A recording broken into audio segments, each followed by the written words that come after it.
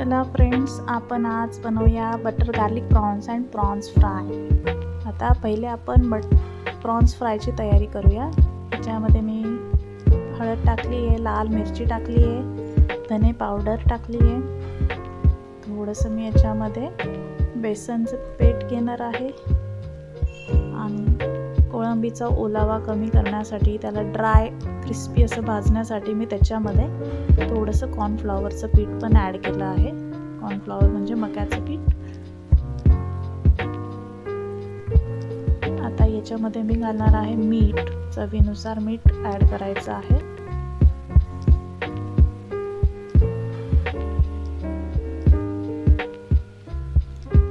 आणि आता सगळ्यात शेवटी याच्यामध्ये मी ॲड करणार आहे थोडासा रवा.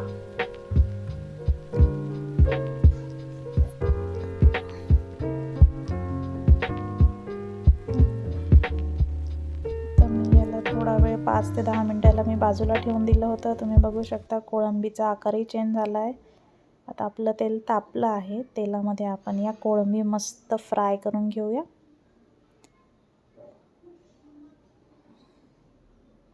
मी याला कमी तेलामध्येच फ्राय करून घेते. डीप फ्राय तुम्ही करू शकता किंवा शॅलो फ्रायही करू शकतात. तर तुम्ही बघू शकता आपल्या कोळंबी एकदम मस्त आणि क्रिस्पी अशा फ्राय झालेल्या आहेत. आता आपण करूया बटर गार्लिक प्रॉन्सची तयारी. तर पहिले मी तेल घेतलं आहे, तेलामध्ये कोळंबी टाकले आहे. मी सर्वप्रथम काय करते की तेलामध्ये पहिले कोळंबीला थोडंसं फ्राय करून घेते. जर आपण आधीच बटर टाकलं तर ते बटर जळून जाण्याची शक्यता असते. त्याच्यामुळे पहिले थोडंसं तेलामध्ये कोळंबीला मी फ्राय करते, कारण थोड्या वेळातच कोळंबीला हे पाणी पण सुटतं आहे आणि ते शिजू द्यायला थोडासा वेळ लागतो. कोळंबी थोडी लवकर शिजण्यासाठी आपण त्याच्यावर झाकण ठेवून त्याला कमी गॅसवर पण शिजू देऊ शकतो, कारण त्याचं ते पाणी तर सुटतंच आहे. त्या पाण्यामध्ये कोळंबी मस्त शिजू शकते. आता त्याच्यामध्ये मी बारीक चिरलेला लसूण ॲड करणार आहे आणि माझ्याकडे थोडी लसूण पेस्ट पण होती, तर मी ती पण ॲड केली आहे.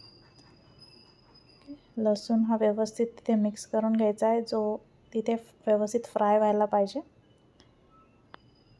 आता त्याच्यामध्ये मी 2 चम्मच अमूलचं बटर ॲड करणार आहे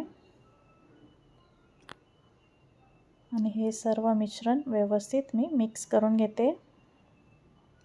तुम्ही बघू शकता कोळंबीचा कलर चेंज झाला आहे, त्याचा आकारही चेंज झाला आहे आणि मस्त असा गार्लिक आणि बटरचा फ्लेवर येतो आहे.